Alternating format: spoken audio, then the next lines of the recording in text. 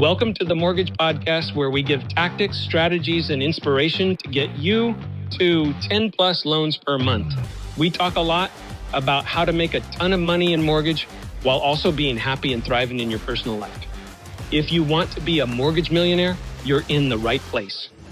Hello, superstar loan officers. It's Todd Screama. Welcome to the Mortgage Podcast, where we talk about how to get to 10 plus loans a month. And that is our subject today, is how do we make another $25,000 a month by adding more value? This is when I first started studying all this very deeply, it was very confusing to me. And I think maybe I overthought it, or I was thinking too drastic. So I want to take some time and use some examples and some stories to illustrate value. This is a silly story, but about whenever Uber came out. So Uber was out a year or two, people kept chatting about it. And I was like, I don't understand what Uber is. Like I download an app and it's like a taxi service. So anyway, my girlfriend and I were going somewhere, and I was like, oh, we're going to go to this big blowout party. And I don't want to obviously drink and drive, so I'm going to hire a taxi. And then I remembered the Uber thing.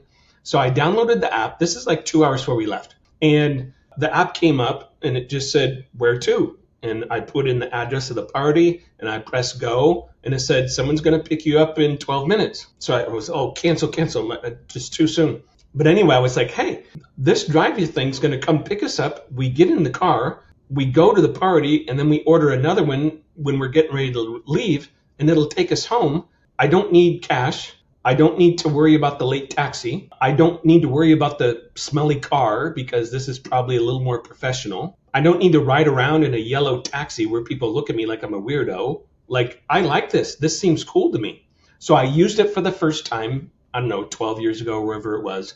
And anytime I go out now where we are going to drink, then I always Uber. And it's worth the $30 or $20 or $40 because it's more relaxing to me. Okay. So that's a silly story, but that adds a lot of value. It added a lot of value to my life. And I'm not sure how much money I spend on Uber. I use it if I'm going out of town somewhere, instead of renting a car, like I'm going to be there 2 days, I just Uber everywhere. Why? It's less cost and it saves me time. I hate getting on the bus, going to the car rental place, doing the ID check, getting out of the parking lot, looking for directions, all that stuff. Like, it just saves me a lot of time and frustration. So that's kind of a silly story, but I want you to set in it for a minute. We're talking about adding value. Value boils down to usually three things: more money, more time, or more joy. So let's talk about this just for a minute. I use Uber because it saves me time and sometimes saves me money. I guess a little bit of joy too, because now I can go to the concert and I can have a few beers and I don't have to worry about drinking and driving. So I guess there's a joy component to it too. I'm going to use several examples. Amazon's a very easy one. Last night, I can get plantar fasciitis so I noticed that some of my inserts, Dr. Scholl's inserts, go in my shoes. I lost some of them, and some of them are just worn out. So I had to order 4 pair of Dr. Scholl's $12 plantar fasciitis things. So I ordered them last night or night before last, and they were at my door last night. It saved me time. And we all have those stories. Probably 90% of people listening to this have used Amazon. It just saves us time. The cost is about the same. Whether I pay $1 more or $2 more, I'm not really concerned about that. I don't think that Amazon ever promised to be the low price leader. They've never said that. They're about convenience, which means saving time. So that's a form of value, and it's made them one of the most valuable companies in the world. Let's talk about a smaller company that I use called Factor. Factor is a meal prep company. By the way, I'm just giving you ideas. I don't own stock in Factor or anything like that. I like talking about things that everyone can relate to. About 8 years ago, I started eating meal preps, and I don't want to spend 5 hours on Sunday meal prepping. So I said, well, I'm just going to find a meal service. So I found this company, Factor. They deliver meals to my house every Sunday in an ice pack. My assistant goes online and orders my meals. I use the protein vegetable version that they have. So they have all kinds of different choices. So usually it's a piece of chicken and like some green beans, right? So I eat that for lunch and I eat it for dinner. I do that because it saves me time. The meals are about $12 or $13 a piece. It's about what I would pay, maybe $3 or $4 a meal more than if I were to make it at the grocery store. But in my mind, I would waste a lot of that food because if I buy a 4-pack of chicken breasts, I only use 2. The other 2 end up getting thrown away eventually because I don't cook them. So in my mind, it's about the same price as cooking for myself. But the main reason I do it is it saves me time. I don't want to come home at 6 o'clock at night and spend 45 minutes cooking myself a meal. I don't eat what my daughter eats anyway. She's my only kid left at home. I don't eat chicken dinos. We don't eat the same foods.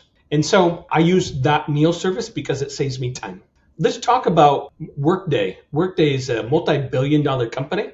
They do HR and payroll for big companies. They do some other things, but their main business is outsourcing of payroll, HR, all of that stuff because it's so complicated for a company that works in multi-states. So like Summit's in 49 states, and we got to know all those things. We don't use Workday right now, but we've looked into them recently and said, hey, is this something that would make sense? Could you save us time or money so that we could increase our joy, right? So Workday is a company that has become very popular and grown a lot because they save people time. I don't think they probably save a lot of money, but I'm sure they do. But their main value prop is time.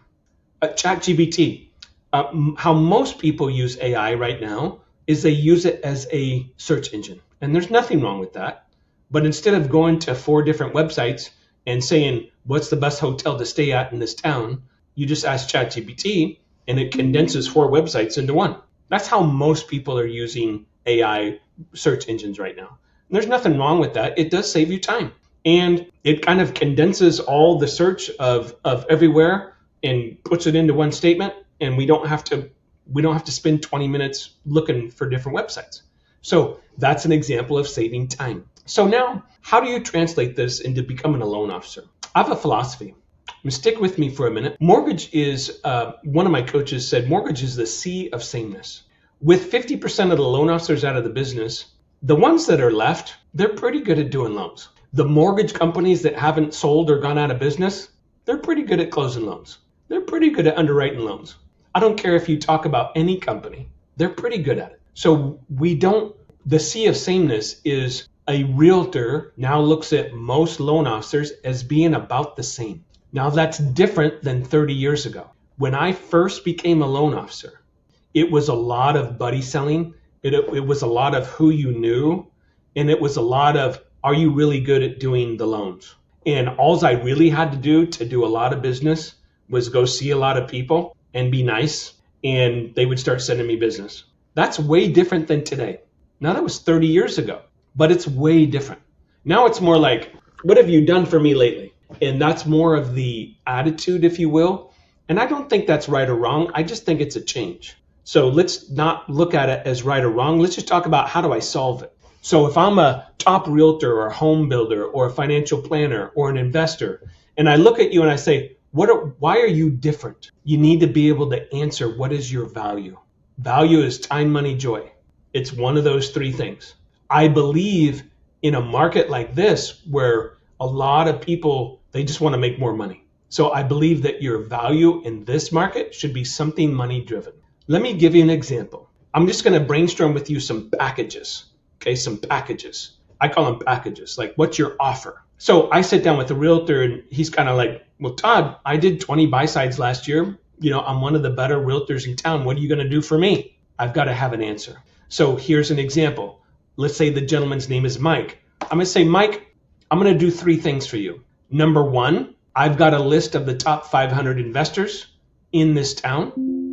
I'm going to get you and I 5 meetings with 5 big investors, and you're going to start doing business with 2 of them, and they're going to get you about 10 deals next. So I'm going to get you paid. I'm going to increase your volume by 33%. Okay, Todd, that sounds really good. Okay, Mike, I've got one other thing that I'm going to do for you. I said 3, but I'm going to save the 3rd one for later. I'm going to take every listing that you have. I'm going to I'm going to do all the work. You're not going to do any of this. It doesn't cost you a dime. I'm going to show you how to put an AI bot as a QR code on your property. I'm going to create all of the virtual tours, have an AI bot answer all the questions, and warm up the caller. And then I'm going to get you appointments from your listings. I do the whole thing for you. I'll work with your coordinator every time you get a new listing. It'll be done in one day. It's all AI driven. It's a way for you to double in 5 more properties next year in addition to what you're doing. So I'm going to get you 10 deals from investors. I'm going to get you 5 deals by using an AI bot on your signs. I will show you in our next meeting my results in these areas because I do this now with only 4 other realtors. You would be my 5th. You can talk to those 4. I will give you their names and numbers. You may know some of them already. I want you to be my 5th. That would be a package. I could go on and on with what packages look and sound like. That's just an example, but you'll notice it's all focused on the realtor getting more deals. Again, 20, 30 years ago, they may have said, how long have you been doing loans? Do you do USDA loans? Do you do super jumbos? You don't get a lot of those questions now. Because they look at you as more of a commodity. They're like, Todd, Rocket Mortgage does loans. You do loans. This broker down the street does loans. I know someone at this company. What they're really saying is, what are you going to do for me? That's all people really care about. And if you think about it, you act the same way with other vendors. If Workday can save me money and allow to save me my company time, I will use them. If their offer is not that great, we won't use them. If ChatGPT gave me a bunch of wrong answers when I first started using it, I wouldn't be using it. If Tesla cars needed gas, I wouldn't buy one. So you've got to develop the value, and then you have to know how to articulate it, and then you got to know how to actually do it. So you got to know what value people want. You got to know how to say it, and then you actually have to perform. Going back to that realtor example with Mike, if I tell him I'm going to do those 2 things, and then I don't do them, it's not going to work. So you got to make sure that whatever your offer is, you can actually fulfill. I'll give an example. A lot of you guys are familiar with the JOLT process that I use within Summit. It's helped our loan officers that are in it for 6 months increase their business 49%. Another 6 months, I will get them another 49%, which means I will have doubled their income. Doubled. So the 4 loan a month loan officers now closing 8. The 5 loan a month loan officers now closing 10. The 3 loan a month loan officer is now closing 6. That's value. So yes, we do a bunch of calls. It's a bunch of work. We do a bunch of databasing. We do their social. We find out who the top investors are, who the top financial planners are, who the top realtors are. And, we call their past clients. Like I had one client this week get 3 deals from us making calls to his database. 3 disclosed loans. So your value has to work. And that just takes a lot of work, honestly. Don't be scared of that, because what you put into that value creation will pay huge dividends. And that's why I say you're going to make another 25 grand a month. So this is such a big topic. It's no secret that business is getting more and more competitive. So the question is, what are we doing to add more value to our target market or to our avatar? That's the question. As a lender, as a loan officer, you have 2 primary clients. One is the referral source, and the second one is the borrowers and the past clients. You should be developing a value system for both that have to do with money, time, joy. People get stuck on the joy one. Let me give you an example just so you know. We've got, within Summit Funding, we support an orphanage in Guatemala. Matter of fact, this week we have a team of people there. And they're helping this orphanage with kids that have severe abuse. And I don't want to talk about it, but they're severely abused. So we take so much money for charity and we give it to that orphanage. The loan officer that heads that up for us, Lacey Morris, she takes a portion of every loan she closes and she gives it to the orphanage. It's part of her why.